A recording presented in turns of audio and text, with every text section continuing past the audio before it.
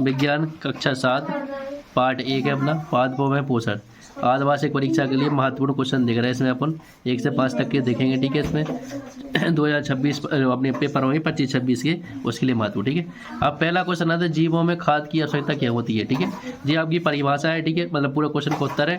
हम आपको अपनी भाषा में समझा रहे हैं। खाद की आवश्यकता क्या होती है जीवों में, ताकि उनका विकास हो सके, उन्हें पोषक तत्व मिल सके। और खाना से अपन क्या मिलते हैं, पोषक तत्व मिलते हैं। मिलते ही मिलते खाना से, खाना खाएंगे तो अपने वृद्धि होगी, नहीं खाएंगे तो वृद्धि नहीं होगी, सीधी बात है। कोई खाना मतलब प्रोटीन कम हो जाता है तो कोई मतलब विकलांग हो जाता है, या कोई क्या हो जाता है जैसे कम मतलब पोषक तत्व की तभी से कोई मतलब कमजोर हो जाता है, और कोई कैसा होता है अच्छा, मतलब जिसको पोषक तत्व अच्छे मिलेंगे उसका क्या होगा, विकास सही से होगा, ठीक है। कहने का मतलब है अपनी भाषा में, बाकी जो परिभाषा है आपकी आप इसको पढ़ सकते हैं, ठीक है। हमने आपको समझा दिया जो परिभाषा है, ठीक है। अब देखो परजीवी और मितजीवी। परजीवी क्या होते हैं, जो जीवित इंसान मतलब जीवित के ऊपर रहते हैं, और मितजीवी कहते हैं जो मृत के ऊपर रहते हैं, ठीक है। जैसे अब एक परिभाषा में देखें, इसमें जो परजीवी होते हैं सजीवों के मतलब सजीव से प्राप्त करते हैं। जैसे आपकी अमरबेल है, अमरबेल कैसी आपने पेड़ के ऊपर देखी होगी, तो पेड़ के ऊपर से जो अपना क्या करती है, पूरा खाना लेती है, सब कुछ लेती है, और बाद में क्या करती है, पेड़ को सुखा देती है। लेकिन मितजीवी जो होते हैं जो या तो मरे जीव से होते हैं, या मरे जीव के ऊपर होते हैं, या सड़े गले पे होते हैं,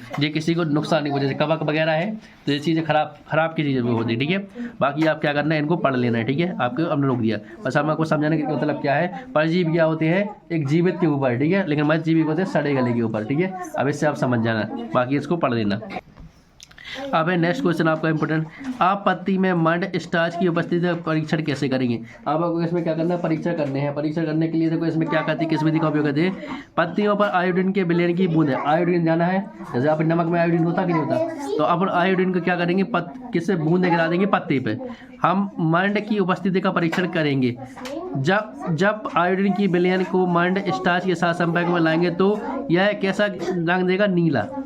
कैसा आएगा, आयोडीन पत्तियों पे कैसे डाल देंगे अपन, आयोडीन, तो अपन क्या पता चल जाएगा इसमें स्टार्च या मांड है कि नहीं है। अपने पास आयोडीन होगा, अपन पत्ती पे जाएंगे, पत्ती पे क्या किया अपन ने, डाल दिया। जैसे आपके पास ये पत्ती है, इस पर अपन ने आयोडीन डाल दिया, तो ये कैसी हो जाएगी, अगर नीली हो जाएगी तो इसमें क्या है, मांड स्टार्च है। समझ में आई चीज, ये अपन परीक्षा घर पे भी कर सकते हैं, ठीक है। नेक्स्ट क्वेश्चन अपने हरे पादपों में खाद संश्लेषण प्रक्रम का संक्षिप्त विवरण लिखिए। और जो पेड़ हो तो उन्हें खाना मिला कि नहीं मिला, जैसे हम लोग खाना खाते वैसे ही पेड़ खाना खाते कि नहीं खाते। अब खाना कैसे खाते, खाना की बात पूछ रहे हैं। हरे पादपों में खाद संश्लेषण प्रक्रम प्रकाश संश्लेषण की प्रक्रिया के द्वारा संपन्न होता है। अगर सूर्य की रोशनी होगी तो ये लोग अपना क्या करते हैं, खाना बनाते हैं। कैसे बनाते हैं, कार्बन डाइऑक्साइड होती है, अपन जो छोड़ते हैं ना, कि अपन ऑक्सीजन छोड़ते हैं, क्या कार्बन डाइऑक्साइड छोड़ते, क्या छोड़ दे, सांस लेते समय अपन क्या छोड़ दे, कार्बन डाइऑक्साइड, लेते ऑक्सीजन है, क्या लेते ऑक्सीजन, छोड़ते जो अपन ने सांस ली वो लेंगे कौन सी, ऑक्सीजन की, और छोड़ रहा है जो वो क्या निकलती है, CO2 कार्बन डाइऑक्साइड। कैसी निकलती, कार्बन डाइऑक्साइड, और क्या करती है, जल और सूर्य का प्रकाश, ठीक है। इससे ये क्या करते हैं, अपना खाना बनाते हैं, ठीक है। इसको क्रिया को आपको लिखना पड़ेगा। अब चलो आगे बढ़ते हैं। इस क्वेश्चन में क्या है, किसी सतह प्रवाह के चित्र सहायता से दर्शाइए कि पादप भोजन के मूलभूत स्रोत है। मतलब इसमें आपको दर्शाना है कि जो आपके है प्रवाह चित्र की सहायता से दर्शाइए कि पादप भोजन के मूल स्रोत है। अब ये सूर्य का प्रकाश पड़ा आपका किस पे, पादप पे, ठीक है। ये मैदा से कैसे लेते, मतलब मिट्टी से लेते हैं, खनिज वगैरह मिट्टी पे होते कि नहीं होते, पेड़ के क्या आसमान में होते, मिट्टी जमीन पे होते ना, उसी से वो क्या करते हैं, पोषक तत्व लेते हैं। अपन तो पानी डालते हैं खाली, उसी में होगी। फिर क्या होता है, शाकाहारी जो उपभोक्ता होते हैं, जैसे गाय बकरी पेड़ को खाते कि नहीं खाते जी। और फिर इसके बाद में क्या होता है, मांसाहारी जो उपभोक्ता होते हैं, जैसे गाय वगैरह को खा लेते, शेर खा लेता, भेड़िया खा लेता। फिर इससे क्या होता है, सर्वाहारी, जैसे मनुष्य और भालू। मनुष्य जो होता है जानवर को भी खा लेता है, सब्जियों को भी खा लेता है, मनुष्य सबसे बेकार आदमी है, ठीक है। तो ये क्या है आपका, इसमें किसी प्रवाह चित्र की सहायता से आपने क्या दर्शा दिया, इसमें पादप भोजन के मूल स्रोत, ठीक है। अब इधर पे क्या आपके बेटा, इसमें आ गया आपके खालिस्तान, ठीक है। ये खालिस्तान आपको एक बार पढ़ लेना है, ठीक है, क्योंकि आपको क्वेश्चन समझा रहे हैं कि हरे पादप अपना भोजन कैसे बनाते हैं। तो मतलब जो हरे पादप अपना खाद बनाते हैं, इसलिए उन्हें क्या कहते हैं, स्वपोषी, मतलब खुद से खाना बनाते हैं, इसलिए स्वपोषी बोलते हैं। और पादप संश्लेषित खाद का भंडारण स्टार्च के रूप में, पादपों द्वारा संश्लेषित खाद का भंडारण स्टार्च के रूप में किया जाता है। जो बता दो, जो खाना वो अपना रख के, जैसे अपन रोटी बना के रख लेना, तो पेड़ पौधे खाना क्या के द्वारा बना लेते, स्टार्च के द्वारा, ठीक है। अब प्रकाश संश्लेषण के प्रक्रम में जिस वर्णक द्वारा सौर ऊर्जा संगत की जाती है उसे क्या बोलते हैं, क्लोरोफिल। मतलब जो जैसे बैठक द्वारा सौर ऊर्जा संग्रहित की जाती है, मतलब सौर की प्रकाश की ऊर्जा प्रकाश रोका कैसे द्वारा, क्लोरोफिल के द्वारा, ठीक है। प्रकाश संश्लेषण में पादप वायुमंडल में कार्बन डाइऑक्साइड लेते हैं, जैसे अपन जो कार्बन डाइऑक्साइड छोड़ते हैं ना, प्रकाश संश्लेषण में लेते हैं, ठीक है, तथा ऑक्सीजन उत्पन्न करती है, ऑक्सीजन छोड़ते हैं अभी। पीत दुर्बल तने वाला परजीवी कौन सा, आपका अमरबेल है, ठीक है। एक पादप जिसमें स्वपोषक एवं विषम पोषक दोनों ही प्रणाली पाई जाती है, इसमें क्या हो जाएगा, घरपाटी, ठीक है, घरपाटी हो जाएगा इसमें। वे रंध्र जिनके द्वारा पत्तियों में गैसों का आदान प्रदान विनिमय होता है, रंध्र स्टोमेटा कहलाते हैं, ठीक है। वैसे हम आपकी ऑब्जेक्ट की पूरी वीडियो डाल चुके हैं, ऑब्जेक्ट बता चुके हैं, ठीक है। अब अगले वाले पार्ट में अपन खाली क्वेश्चन देखेंगे इंपॉर्टेंट, भी ऑब्जेक्ट दिखा देंगे आपको, ठीक है, ठीक है। ये आपके ऑब्जेक्ट रहने वाले हैं, ठीक है। इनको आप क्या करना, देख लेना, क्योंकि इनको अगर करवाएंगे तो काफ़ी लंबी हो जाएगी वीडियो, फिर पूरे पार्ट कवर नहीं हो पाएंगे, इसमें क्वेश्चन समझा रहा है आपको, ठीक है। जो आपके ऑब्जेक्ट हो जाएंगे, इनको आपको देख लेना एक बार, ठीक है। जो आपको इधर पे देख के जाना है। अब देखा दो प्राणियों में पोषण, अब इसमें किसमें पोषण बनती है, पेड़ पौधों की बात। अब किसकी बात हो रही है, पेड़ प्राणी है, प्राणी कौन है, खुद है, अपन लोग खाना कैसे खाते हैं, ठीक है। अब है दीर्घ रोग क्या है, वह कहाँ पाए जाते हैं एवं उनके काय क्या है, क्या होते हैं दीर्घ रोग, उन्हें क्या बताना है आपको, देख लो। क्षुदांत या छोटी आंत, अब फिर अपने अंदर क्या होती है, एक छोटी आंत होती है, एक बड़ी आंत होती है, ठीक है। अब इसमें क्या होता है, दीवारों पर हजारों अंगुली जैसी संरचना होती है, छोटी आंत और बड़ी आंत में कैसी संरचना होती है, अंगुली जैसी, ठीक है, हजारों की संख्या में। काय क्या होता है, दीर्घ रोग पचे हुए भोजन के अवशोषण के लिए तल क्षेत्र बढ़ा देते हैं, मतलब खाना जो अपने पच जाता है उसके क्या कर देते हैं, तल क्षेत्र बढ़ा देते हैं, ठीक है। अब नेक्स्ट है आपका पीत कहाने में होता है, यह भोजन के किस घटक के पाचन में सहायता करता है, जो पीत होता है आपका वो किस भोजन की सहायता करता है, वो क्या काम होता है, देखो। पीत रस यकृत में निर्मित होता है, कहाँ होता है जी, यकृत में, ठीक है। और पीताशय में एकत्र रहता है, और पीत बनता कहाँ जी आपका, यकृत में, और इकट्ठा कहाँ होता है, पीताशय में, ठीक है। यह वसा के पाचन में सहायता करता है, किसमें, वसा, फैट, उसमें सहायता करता है, ठीक है। अब देखो नेक्स्ट है आपका, ये आपके क्या हो गया, आहार नाल के कौन से भाग द्वारा निम्न क्रियाएं संपादित होती है। अब पचे हुए भोजन का अवशोषण कौन करती है, क्षुदांत, मतलब जो खाना बच जाता अपना उनको अवशोषण कौन करती है, क्षुदांत, छोटी आंत, ठीक है। और भोजन को चबाना कौन, दांत, जीवाणु नष्ट करना उधर, अमाशय के अंदर का जीवाणु पहुंच जाए तो उन्हें नष्ट करो, ठीक है।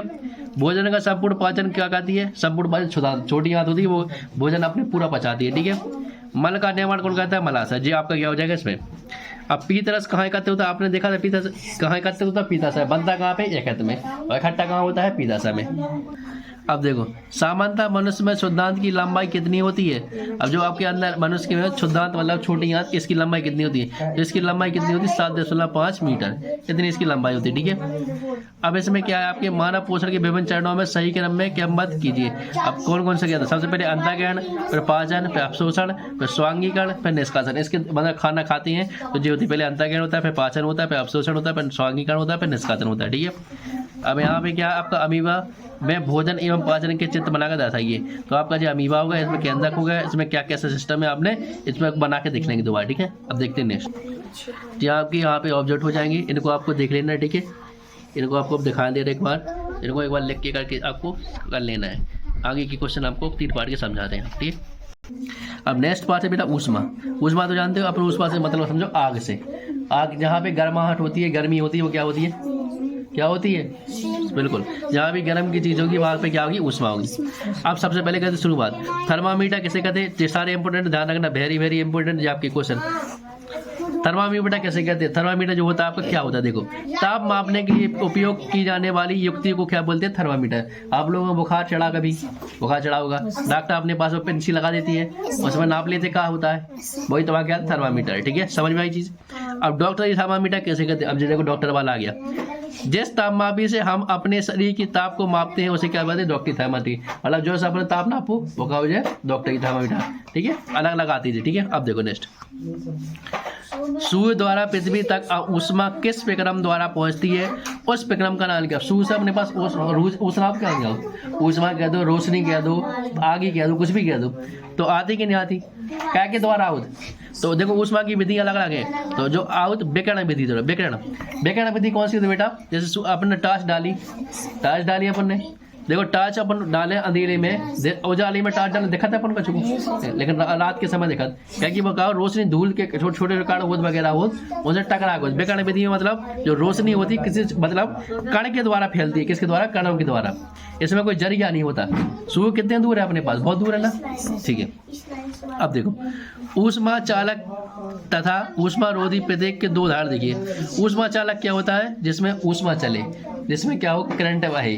अपने देखा स्टील में अगर करंट लगाएंगे तो करंट लगेगा, कहीं लगेगा, तांबा में करंट लगाएंगे लगेगा, बिल्कुल लगेगा। तो ये क्या होते हैं, चालक होते हैं। जिनमें करंट बहे वो चालक है, और जिनमें ऊष्मा रोधी मतलब ऊष्मा क्या दो हमने बोला ना, ऊष्मा आगी ताप करंट, ये सब चीजें की है, ठीक है। तो ऊष्मा रोधी मतलब जिनमें ऊष्मा जो है ना, तो एक लकड़ी होगा, लकड़ी में अपन करंट में लकड़ी से कशु करें तो करंट लगे अपन, नहीं लगा, देख लिया।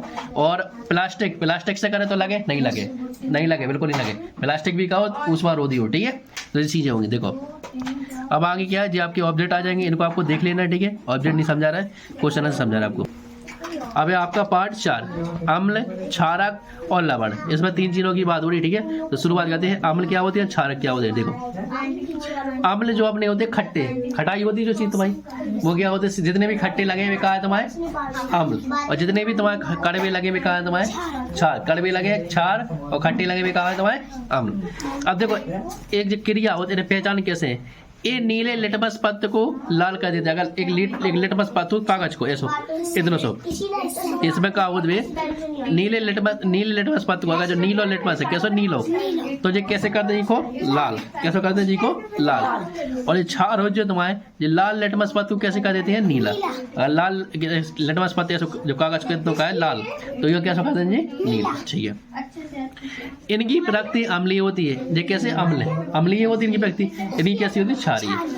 अब इनका जो स्पर्श साबुन जैसा नहीं होता, मतलब इन्हें क्या सो करें, साबुन अपन ने खाया कुंका उनका मुंह में लग जाए, साबुन मुंह में लग जाए, कपड़ा अपना धोया मुंह में लगा लग जाता, कि लग जाए, तो वो अपना कैसा लगा, कड़वा लगना, कड़वा लगा, मीठो तो लगा, खट्टा तो लगा नहीं है। लेकिन इनका कैसा साबुन, मतलब अपन जब साबुन खा ले तो अपन कड़वा टाइप पिला के लगा, खट्टो तो लगाता नहीं है, तो इनका स्वाद खट्टो है ना, इनको कैसे कड़वा है, तो साबुन का स्वाद कैसे है, कड़वा, तो वो खाए में आ जाता है क्षार में, ठीक है।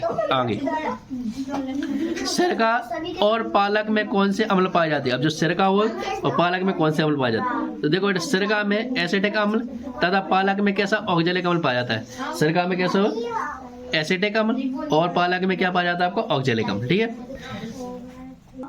अब देखो एक पित्तीय अम्ल का नाम लिखिए। अब वो पूछ रहा है पित्तीय अम्ल, मतलब एक अम्ल है खट्टी चीज, उसका नाम बताओ। तो मैग्नीशियम हाइड्रोक्साइड का एक तुम्हारा अम्ल है, कैसा लगे, खाने में खट्टा लगे क्या लगे। अब देखो कैलामाइन विलयन में क्या मिला होता है, जो कैलामाइन विलयन होता है उसमें क्या मिला होता है, तो कैलामाइन विलयन में जिंक कार्बोनेट मिला होता है, ठीक है। जो आपकी क्या हो केमिस्ट्री की बात होगी, ये अपनी ये ज्यादा उतने इंपोर्टेंट नहीं है, लेकिन अम्ल क्षार वाला वेरी वेरी इंपोर्टेंट, ठीक है। अब और देखो लिटमस पत्र को द्वारा आप अम्ल व क्षार को ही पहचान कैसे करते हैं। आगे पास में लिटमस पत्र, कागज के इतना सा टुकड़ा है, ये कहलाता है लिटमस पत्र। ये इसके द्वारा आप अम्ल कैसे पता करेंगे और क्षार कैसे पता करेंगे, अम्ल कैसे है क्षार कैसे। तो देखो आपको पता है लिटमस पत्र को अम्लीय विलयन में डाला जाता है तो कैसा हो जाता है, यह क्या हो जाता है, वही तो देखो अम्लीय विलयन में डाला जाता है तो कैसा हो जाता है पत्र बेटा, लाल हो जाता है। और जब क्या होता है क्षारीय विलयन में डाला जाता है तो कैसा हो जाता है ये, नीला। जब इस कागज को आप अम्लीय में डालो तो कैसा हो जाएगा ये, लाल। तो कैसे पता चल जाएगा आपको कि ये अम्लीय है, और अगर नीला हो गया तो कैसा पता चल जाएगा आपका ये, मुँह से चेक करेंगे तो कभी कभार दिक्कत होगी, मुँह से सब चीज़ तो चेक नहीं कर सकते ना, मर गए तो फिर क्या होगा, कुछ चेक करो एक बार ये कागज को डालो जाए, ठीक है। अब देखो सूचक किसे कहते हैं, सूचक क्या आपका, कोई पदार्थ अम्लीय है या क्षारीय है, इसकी जांच करने के लिए विशेष प्रकार के पदार्थों का उपयोग किया जाता है। यह पदार्थ क्या कहलाती है, सूचक। समझ में आई बेटा, मतलब तुम्हारा अम्लीय चीज है या खट्टी चीज है या मीठी, या तो कड़वी चीज है या खट्टी चीज है, उन्हें उनको चेक करते, मतलब उनको चेक करते हैं तो क्या बोलते हैं उन्हें, सूचक। क्या बोलते हैं उन्हें, देखो अब है इसमें दो प्राकृतिक एवं दो रासायनिक सूचकों के नाम लिखिए। सूचक वही चीज जिससे पता चला तुम्हारा कैसे कि का अम्ल है का क्षार है। थोड़ी देर बाद हम पूछेंगे सबसे 105 तक पूछ रहा है, अब हमने समझा रहा है ना, हम पूछ रहा है फिर पता की दांत कितने निकल रहा है, अच्छे से बता हमें। प्राकृतिक सूचक का है तुम्हारा हल्दी तथा लिटमस। जो हल्दी होती है, हल्दी और लिटमस, ये चीज़ें भी बता दें कि का क्षार है का अम्ल है, ठीक है। और रासायनिक सूचक क्या है तुम्हारा, फिलेंथ्रोपिलीन और तथा मेथिल ऑरेंज, ठीक है। ये चीज़ें भी तुम्हें बता दें कि कौन अम्लीय है कौन क्षारीय है, ये सूचक है तुम्हारे, ठीक है। इनके नाम ध्यान रखियो। उदासीन विलयन कैसे कहते हैं? अब जो उदासीन विलयन होते हैं क्या होते हैं? ऐसे विलयन जो लाल अथवा नील लिटमस पत्र को रंग को परिवर्तित नहीं करते। मतलब अगर लिटमस पत्र डाले जाए तो वे तो ना तो लाल बताएं और ना कैसे बताएं वे नीलो, तो वे कहाँ है? उदासीन। कहाँ है वे? ठीक है, उदासीन पकाओ ना लाल बताएं ना नीलो, ठीक है।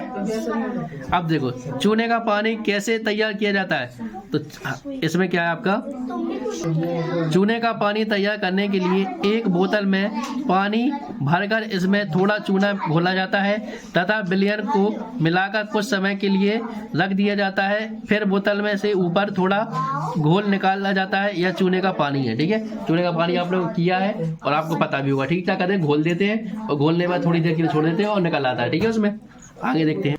अब पार्ट 5 आपका भौतिक एवं रासायनिक परिवर्तन, ठीक है। अब आपका पार्ट 5 भौतिक एवं रासायनिक परिवर्तन। इसके इंपोर्टेंट क्वेश्चन देखते हैं। भौतिक परिवर्तन किसे कहते हैं? कोई तो उदाहरण लिखिए। अब देखते हैं भौतिक परिवर्तन क्या होती है। वह परिवर्तन जिसमें किसी पदार्थ के भौतिक गुण में परिवर्तन हो जाता है भौतिक परिवर्तन कहलाते हैं। जैसे मोम का पिघलना, वेप का पिघलना, इनमें क्या होता है? जो भौतिक गुण होते हैं उनके, उनमें क्या हो जाता है? परिवर्तन। जैसे आपने देखा मोमबत्ती देखी मोमबत्ती, अगर उसको क्या कर दो, जला दो, तो क्या हो जाती है? पिघल जाती है कि नहीं पिघल जाती? परिवर्तन होगा कि नहीं होगा उसमें? तो क्या हो जाती है वो, ये क्या भौतिक परिवर्तन है। अब बर्फ है आपकी, बर्फ में क्या होता है? बर्फ आपने देखी बाहर निकाल के रख दो पिघल जाएगी, उसमें भी क्या होता है? परिवर्तन हो जाता है। तो वही क्या है? भौतिक परिवर्तन। लेकिन इसका क्या एक चीज होती है कि बर्फ का, जैसे बर्फ पिघल गई तो पानी पिघली, उससे अपन क्या बना लेंगे? फिर से बर्फ बना लेंगे। और इसमें मोम है, मोम पिघल गई उससे दोबारा मोम बन जाती है। जैसे भौतिक परिवर्तन क्या होता है? जो चीज बदल जाती है वो फिर से बन जाती है, लेकिन रासायनिक में नहीं बदलती। देखो अब आपका रासायनिक परिवर्तन किसे कहते हैं? देखो वह परिवर्तन जिसमें एक अथवा एक से अधिक नए पदार्थ बनते हैं रासायनिक परिवर्तन कहलाते हैं। दूध से दही बनना, अगर दूध से दही बनेगा तो दही से दूध बन जाएगा, मतलब एक बार चीज बनेगी दोबारा ना बनेगा। लोहे में जंग लग जाएगा, लोहे में जंग लगी तो लोहा खत जाता कि नहीं खत जाता? दोबारा सही तो होता नहीं है। तो सीधी बात कहने का मतलब कहा है तुम्हारा कि जो रासायनिक परिवर्तन में एक बार चीज गई तो गई, लेकिन भौतिक परिवर्तन तुम्हारी दोबारा बन जाए, ठीक है। समझ में आई चीज? खाली का भौतिक परिवर्तन है दोबारा बन जाए चीज एक बार होने के बाद। रासायनिक परिवर्तन एक बार खराब भई तो खराब भई। अब देखो उसने आपका निम्न को भौतिक व रासायनिक परिवर्तन में वर्गीकृत करते हुए दिए गए स्थान पर निम्न को भौतिक व रासायनिक परिवर्तन में वर्गीकृत करते हुए दिए गए स्थान पर लिखो मोम का पिघलना, प्रकाश संश्लेषण, पाचन, कोयले का जलना, कागज का टुकड़े करना, बर्फ का पिघलना, लोहे में जंग लगना, गैल्वेनाइजेशन। ये चीज़ ढंग से लिखना बेटा, सही से लिखते समझ में नहीं आ रही। अब देखो भौतिक परिवर्तन कौन सी चीज़ है? मोम का पिघलना, मोम जल जाएगी फिर से बन जाएगी। कागज का टुकड़ा, कागज के टुकड़े बेटा गलत है जी इसमें नहीं आई। कागज के टुकड़े फटा के डाल दोगे फिर कहाँ से बन जाएगी जी? इसको चेक करने की गड़बड़ जी इसमें, ठीक है। अब बर्फ का पिघलना, बर्फ पिघल जाएगी दोबारा बन जाएगी, ये भौतिक में आ जाएगा। अब देखो रासायनिक परिवर्तन। प्रकाश संश्लेषण, प्रकाश एक बार संश्लेषण होता है, दोबारा क्रिया नहीं होती है। कोयले का जलना, कोयला जल जाएगा दोबारा नहीं होगा, ठीक है एक बार। लोहे में जंग लगना, एक बार लोहे में जंग लगी काम खत्म। अब गैल्वेनाइजेशन, ठीक है। अगर गैल्वेनाइज जी कुछ चीज़ गड़बड़ लग रही है इसमें, जे पॉइंट और जे पॉइंट आपको देखना है, ठीक है। बाकी सब सही है इसमें। अब देखो मैग्नीशियम के रिबन को हवा में जलने पर किस रंग की ज्वाला दिखाई जाती है? जो आपका मैग्नीशियम है, मैग्नीशियम में क्या तो आपका तत्व है, उसको जलाते तो कैसा होगा? मैग्नीशियम के रिबन को हवा में जलाने पर यह चमकदार श्वेत सफेद ज्वाला दिखाई देती है। जब जलेगी तो कैसे जलेगी? चमकदार श्वेत दिखाई देगी, ठीक है। जिसकी से पूछ लेते हैं आप यह कैसे कह सकते हैं कि फलों का पकना एक रासायनिक परिवर्तन है? जो फल है, फल तो जानते हो ना सब लोग, आओ तो वे पक जाए तो रासायनिक परिवर्तन है। अब एक बार फल पक गओ तो तुम्हारे फलों के बाद कच्ची बन जाएगा? नहीं बन जाए, रासायनिक परिवर्तन तो है ही। फलों पकने पर नए पदार्थों का निर्माण होता है, अतः फलों का पकना एक रासायनिक परिवर्तन है। मतलब सीधी बात है, रासायनिक परिवर्तन एक बार होगा तो नए पदार्थ बन जाए। मतलब जैसे तुम्हारा फल पक गए तो नई चीजें बन गई, कच्ची अलग है, पक गया तो नया बनेगा नहीं बनेगा। तो एक बार परिवर्तन हो जाए दोबारा नहीं होती में, ठीक है रासायनिक में। अब देखो जंग लगने से बचाने के लिए लोहे पर जस्ते, मतलब अगर लोहे पर जंग नहीं लगा हमने तो वह क्या कहते हैं अपन? जस्ते या जिंक की परत चढ़ाई जाती है। उस क्रिया को क्या कहते हैं? यद लेपन या गैल्वेनाइजेशन। याद लेबन या गैल्वेनेशन मतलब लोहे की जो परत हो, जैसे अपने पास लोहा की एक जब पेन मानो लोहा की है, यहाँ अपन जंग से बचा हमने तो अपन पे का जस्ता या जिंक ई की परत चढ़ा, जैसे अपन पे कला कह दो ना, तो मान के चलो जिंक है या जस्ता है, तो ई पर जो जिंक और जस्ता चढ़ा वो का हो तुम्हारा याद यस दिलेपन या गैल्वेनाइजेशन जे कहला तुम्हारा। ठीक है, समझ में आई चीज। अब भौतिक परिवर्तन रासायनिक परिवर्तन में अंतर देखो। भौतिक परिवर्तन पदार्थ के भौतिक गुणों में परिवर्तन होता है, इनके भौतिक गुणों में परिवर्तन हो। रासायनिक परिवर्तन पदार्थ के रासायनिक गुणों में परिवर्तन होता है, इनमें भौतिक गुणों में परिवर्तन, इनमें रासायनिक में। इसमें नए पदार्थ का निर्माण नहीं होता, इसमें नया पदार्थ नहीं बना, दोबारा वही बन जाए फिर दोबारा बन जाए, लेकिन इसमें नए पदार्थ का निर्माण होता है किसमें, रासायनिक में। उदाहरण है इसमें बैप का पिघलना, बैप पिघल जाएगी फिर बैप बन जाएगी फिर बैप पिघल जाएगी। ठीक है, मोम का पिघलना जेई बन जाती दोबारा, लेकिन दूध से नहीं बनता तो दोबारा नहीं बनता, बनता है तो नहीं है। ये क्या हो जाए रासायनिक। लोहे में जंग लगना जे भी रासायनिक हो जाएगा। ठीक है, तो यहाँ तक आपकी 1 से लेके 5 तक है अर्धवार्षिक परीक्षा के लिए इंपोर्टेंट। इनको आप एक बार देख लोगे तो 100% आपका पेपर सही जाएगा। ठीक है, इनको समझा दिया हमने इसी तरह से। धन्यवाद।